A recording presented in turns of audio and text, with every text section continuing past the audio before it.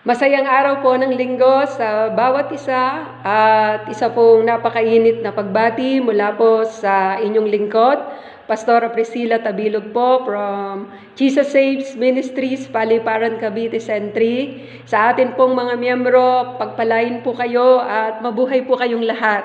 Sa atin din po na mga nag-aaral at mga kabahagi po ng Rabbi Theological Seminary, isa pong mapagpalang araw ng linggo sa bawat isa. Sa mga kamag-anakan din po natin sa iba't ibang dako, doon po sa Pampanga, mabuhay po kayong lahat at naway maabot po kayo ng tinig na ito sa pamamagitan po ng kapangyarihan ng salita ng Diyos. Ang mga salita pong ito ang ihimok po sa atin ng isang bagong papuri at pag-asa na siyang patuloy po nating pinakakaasam, lalo tigit sa mga kapanahong kagaya po nito, nasa transition po tayo ngayon. Hindi lamang po sa atin pong mga individual na buhay pananampalataya, bagkus ito po ay karanasan ng buong mundo. Kaya mas pipiliin po natin na tumingin sa kung sino yung may akda ng ating pananampalataya at siya rin po ang magbibigay ng kasakdalan nito sa bawat isa sa atin. Muli po, kumusta po kayong lahat? Naniniwala po ako na meron pong mga magagandang bagay, mga magagandang karanasan ang idinulot po sa atin, yung pong quarantine na ito. Kung ako po ang tatanungin po ninyo, I really thank the Lord dahil first time ko po itong naranasan sa tanang buhay ko at na-enjoy ko po kung paano po yung pagpapala ng Panginoon, pagpapala ng pamilya, yung pagkakaroon ng kalidad na oras para sa pamilya, sa sarili na rin, at lalo't higit yun pong pagkakaroon po ng kalidad na oras sa atin pong pagbubulay-bulay ng salita ng Panginoon. At naroon po ang isang klarong mensahe sa kamay ng Panginoon. Dama-dama po natin, damang-dama natin ang kapayapaan. In His presence, there is peace. In His presence, there is joy. At isang hindi nagmamaliw na pag-asa na siyang nakaukit sa ating puso, ang siyang salalayan ng atin pong pananampalataya. Sa umaga pong ito, nais ko po kayong dalhin sa pagbubulay ng salita ng Panginoon since we are celebrating the Palm Sunday. Pagdating po sa kultura po natin ng mga mananampalataya at ganoon din naman sa buhat sa salita ng Panginoon, ito po ay atin pong inaalala dahil ito po ay bahagi ng pinakamakasaysayan na ginawa ng ating Panginoon para sa sangkatauhan. At ngayon po itatalakayin po natin ang salita ng Diyos, the triumphant entry ng ating Panginoong Hesukristo. Sa aklat po ng 1, Kabanatang 12, ang talata 1 at hanggang sa mga sumusunod na talata. Mababasa po natin sa unang talata ay ganito: 6 days before the Passover, Jesus came to Bethany where Lazarus lived, whom Jesus had raised from the dead. Meanwhile, a large crowd of Jews found out that Jesus was there and came, not only because of him, but also to see Lazarus, whom he had raised from the dead. Ito po yung kasaysayan, na kung saan ay after 6 days, naroon po yung mga himala na nakita po natin na ginawa ng Panginoon at kaalinsulot po nito, ito po ang pinagdiriwang po natin na kasaysayan ng matagumpay na pagpasok ng ating Panginoon sa Jerusalem. Found in the book of Matthew chapter 21, beginning verse 6 to 8. Okay, babasahin po natin. The disciples went and did as Jesus had instructed them. They brought the donkey and the colt and placed their cloaks on them for Jesus to sit down. A very large crowd spread their cloaks on the road, while others cut branches from the trees and spread them on the road. Okay, babasahin din po natin sa wikang Tagalog. ng atin pong sariling wika, ang matagumpay na pagpasok sa Jerusalem. Nang malapit na si Jesus sa Jerusalem, dumaan sila sa Bethpage sa bundok ng mga Olibo. Inutusan ni Jesus ang dalawa sa kanyang mga alagad, pumunta kayo sa susunod na nayon at makikita ninyo kaagad doon ang isang babaeng asno nakatali, kasama ang kanyang anak. Kalagan ninyo ang mga iyon at dalhin sa akin. Verse 3, kapag may nagtanong sa inyo, sabihin ninyong kailangan iyon ng Panginoon at ibibigay niya kaagad ang mga iyon sa inyo. Sa gayon, natupad ang sinabi ng propeta, sa lungsod ng Siyon ay papahayag ninyo, tignan mo ang iyong hari ay dumarating. Siya'y mapagpakumbaba, masdan mo't siya'y nakasakay sa isang asno. Lumakad nga ang mga alagad at ginawa ang iniutos ni Jesus. Dinala nila kay Jesus ang asno at bisiro at isinapin sa likod ng mga ito ang kanilang balabal at sumakay si Jesus. Maraming naglatag ng kanilang balabal sa daan. Mayroon namang pumutol ng mga sanga ng kahoy at ito inilatag sa daan. Nagsisigawan ang mga tao, nauuna at sumusunod sa kanya. Sigaw nila, purihin ang anak ni David, pinagpala ang dumarating sa pangalan ng Panginoon, purihin ang Diyos. Pagpasok ni Jesus sa Jerusalem, nagulo ang buong lungsod. Sino kaya ito? Tanong nila. Kung atin pong papansinin ang senaryo, lahat po ay planado.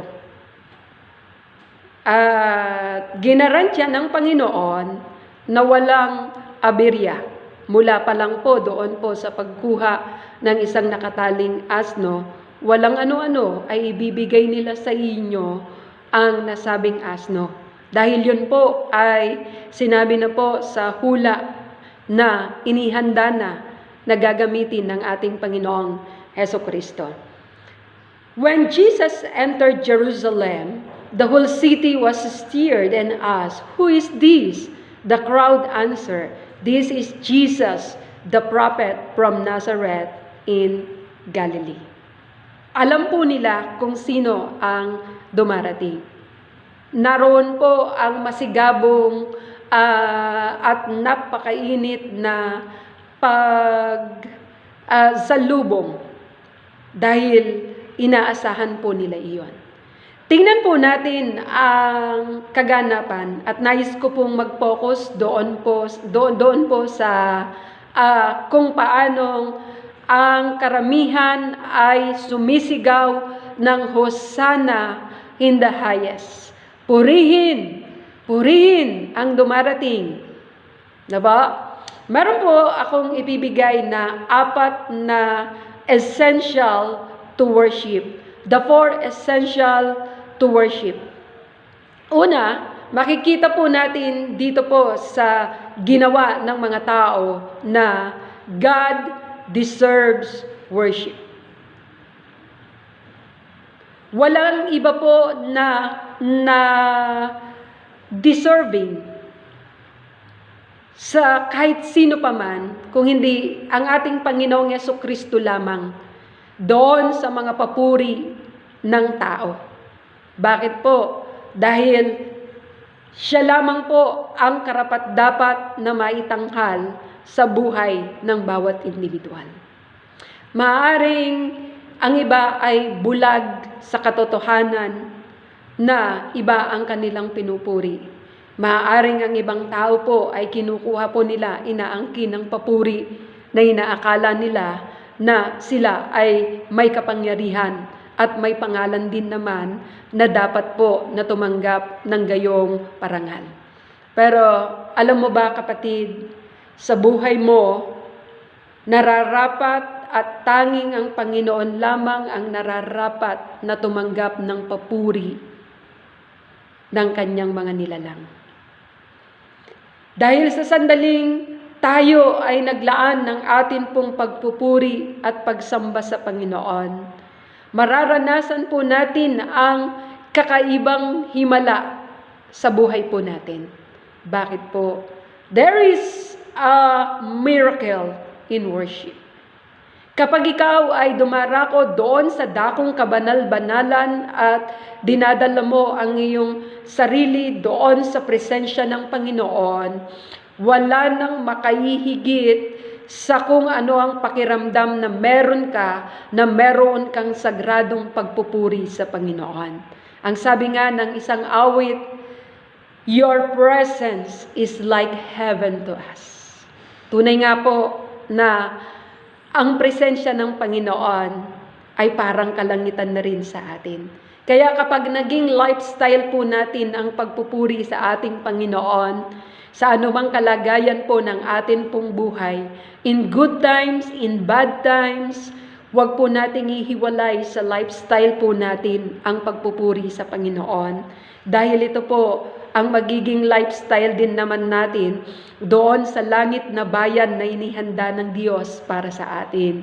Pagdating doon sa langit na bayan na iyon, isang wagas na papuri, pasasalamat at pagdakila ang maisisiwalat ng atin pong mga puso dahil ito po ang atin pong paraan kung paano po tayo magkakaroon ng isang buhay, totoong buhay. Bakit po sinabi ko na totoong buhay? Marami po kasing nabubuhay ngayon sa kapanahunan po natin, balot po ng takot, balot po ng napakaraming alinlangan, at balot po ng kawalan ng pag-asa.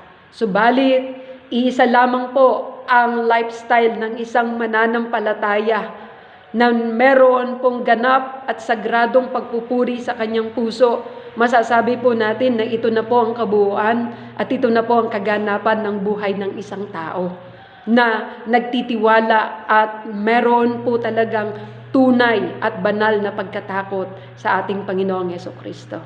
The message is, God deserves worship. Kaya't panatilihin po natin ang espiritu ng pagpupuri sa atin pong puso. Sabi nga po ng mga sumusunod na talata, Luke chapter 19 verses 33 to 40, the whole crowd of disciples began joyfully to praise God in loud voices for all the miracles they had seen. Blessed is the King who comes in the name of the Lord, peace in heaven and glory in the highest. Some of the Pharisees in the crowd said to Jesus, Teacher, rebuke your disciples. I tell you, he replied, if they keep quiet, the stone will immediately cry out. Ito po, ang tanging makapangyarihan lamang po ang maaaring makapagsabi nito. Kaya ang sabi po ng salita ng Panginoon, kapag tayo po ay tumigil sa pagpupuri, maging ang mga batong yan, sila po ang magpupuri. Kaya nga po, hayaan po natin na panatilihin po natin ang sagradong pagpupuri sa atin pong mga puso dahil yun lamang po ang hinihintay ng Panginoon para sa atin bilang mga tinawag, bilang mga anak niya. And number 2, we were created to worship. That is our lifestyle as a Christian. Wala na po tayong ibang gagawin kahit nandun man po tayo sa kalagitnaan po ng mga dilubyo, ng mga karanasan na alam po natin na ito po talaga ay isang napakalaking hamon. Ito po ay pangdaigdigang hamon. Pero isipin mo lamang kapatid that you are created to worship. Hindi ka nilikha ng Diyos para punuhin mo lamang ng basura ang iyong puso sa anumang mga pag-aalinlangan, sa anumang takot. Kung ikaw ang aking tatanungin, nakatulong ba sa sarili mo? Nakapagbigay ba ng healthy lifestyle sa iyo? Yung pinupuno mo ng mga kabalisahan, mga pag-aalinlangan at takot ang iyong puso? Marahil ang iyong sagot ay hindi. Tumaas yung mga dapat tumaas yung atin pong stress level, tumaas yung nagkaroon po tayo ng mataas na uric acid. Everything na po sa health po natin ay mayroon pong napakalaking impact nito. Even sa atin pong mga buhay pananampalataya, maaari tayong mauga doon sa atin pong pundasyon kapag ito po ipinanatili po natin sa ating mga puso. Subalit, Kung ang lifestyle po natin at ilalagay natin ang ating mga sarili doon sa kalalagayan, sa isang katotohanan that you are created to worship Him, masasabi po natin na ang buhay ay punong-puno ng pag-asa, ang buhay ay punong-puno po ng kagalakan. Ang sabi nga po ng tagubilin ni Apostol Pablo, rejoice in the Lord always, and again I say rejoice. Alam mo po kapatid, mananatili ka lamang sa ganoong lifestyle kung ilalagay mo ang iyong sarili doon sa katalagaan na ikaw talaga ay nilikha ng Diyos para purihin at pasalamatan siya anumang sitwasyon, anumang kalagayan mo sa buhay. In everything, give thanks to the Lord, for this is the will of God. In bad times, in good times, kung ito na po talaga ang kostumbre ng ating pamumuhay bilang isang mananampalataya, walang pwedeng anuman pong mamayani sa puso po natin, walang pwedeng anumang umuko pa na mga pag-aalinlangan, mga kabiguan, o mga takot. Manapay, punong-puno po, umaapaw ang papuri sa atin pong mga puso, because it is our lifestyle, because we are created to worship God in spirit and in truth. Naalala po ba ninyo yung mga nakaraang mga linggo kapag tayo po ay wala sa church, inahanap-hanap ng atin pong mga kaluluwa, inahanap-hanap po ng atin pong mga lifestyle, yung presensya ng bawat isa na nakaka-encourage na tayo po ay sama-sama po sa pagpupuri, sama-samang nagkukumustahan, sama-samang umaawit ng mga himno at mga salmo at mga awiting spiritual sa bahay panambahan, na sinasabi po natin na kulang ang buhay pag wala ito. Bakit po? Kasi po, yan na po yung kultura, yan na po ang kostumbre ng atin pong pamumuhay dito pa lamang sa lupa. At hanggang doon sa langit na bayan na inihanda ng Diyos para sa atin, lalo po natin pong matatamasa ang tunay na kahalagahan at ang tunay na kapangyarihan ng pagpupuri sa ating Panginoong Jesucristo. At alam po ba natin na ito lamang po talaga ang kaluguran ng Panginoon sa bawat nilikha, sa bawat kinapal. Ang sabi nga po niya, kapag tumigil kayo sa pagpupuri, ang mga batong yan ang magpupuri. Ang mga batong yan ang magpupuri para sa akin. Kaya sa buhay po natin, whatever difficulties that we facing now, whatever circumstances that we have, ang isipin mo kapatid, we were created to worship Him. Ano man ang kalagayan natin sa buhay, magpapatuloy pa rin ang ating pananambahan. Magpapatuloy pa rin ang ating pong pagpupuri sa ating Panginoon. Ang sabi nga po ng Isaiah chapter 43 verses 20 to 21, because I provide water in the wilderness and streams in the wasteland, to give drink to my people, my chosen, the people I form for myself, that they may proclaim my praises. Ano po ang nais ng Panginoon kung bakit meron siyang mga ginagawang mga himala at merong mga pinaparanas na mga himala sa buhay ng isang tao? That they may proclaim my praises.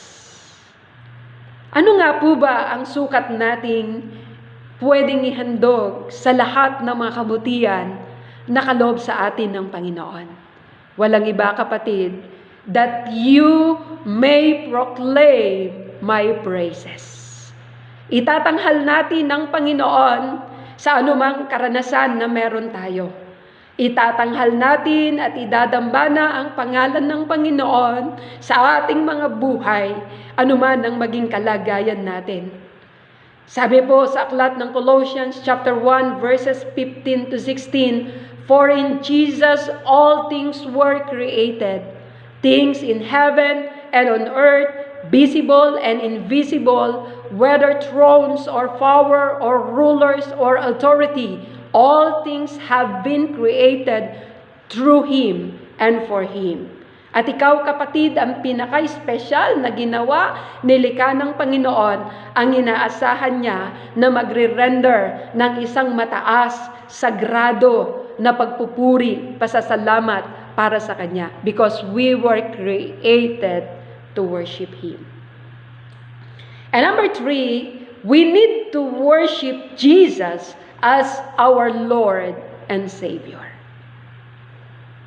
Kung paanong sinabi po sa aklat ng Marcos, ang kabanatang 1, ang talatay 15, Jesus, the kingdom of God has come near.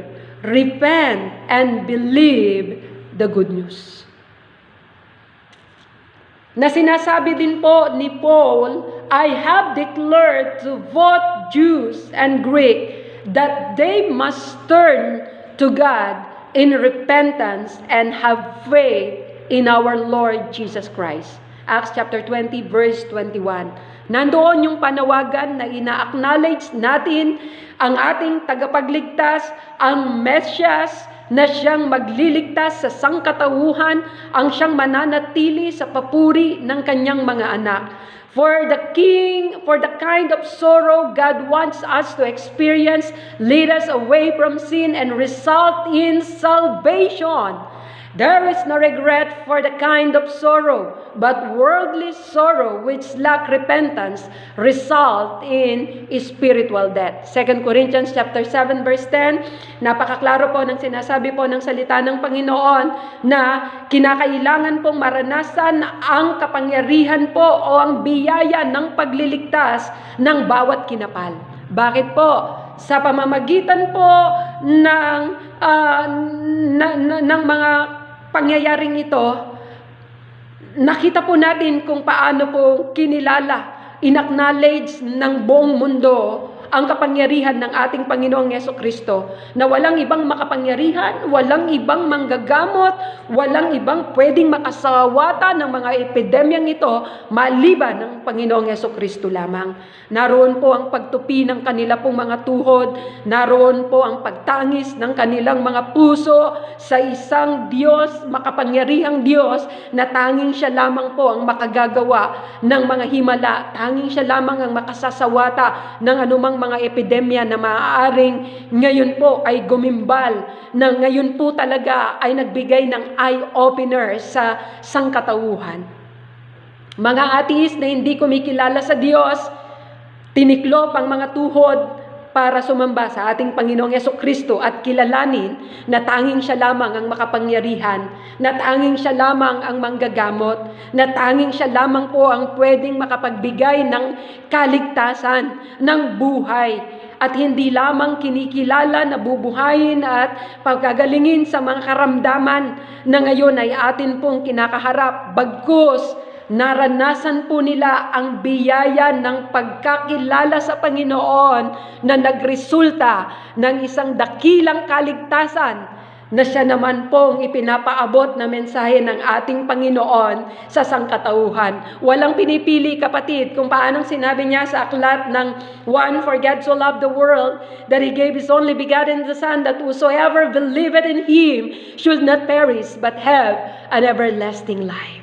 Napakaganda po. In the midst of suffering, makikita mo po talaga ang kaakibat na biyaya ng mga epidemyang ito. Hindi po tayo magpo-focus kung paano po tayo uubusin. Hindi tayo magpo-focus kung paano po tayo pinupuksa ng anumang po mga mapamuksang sakit na to.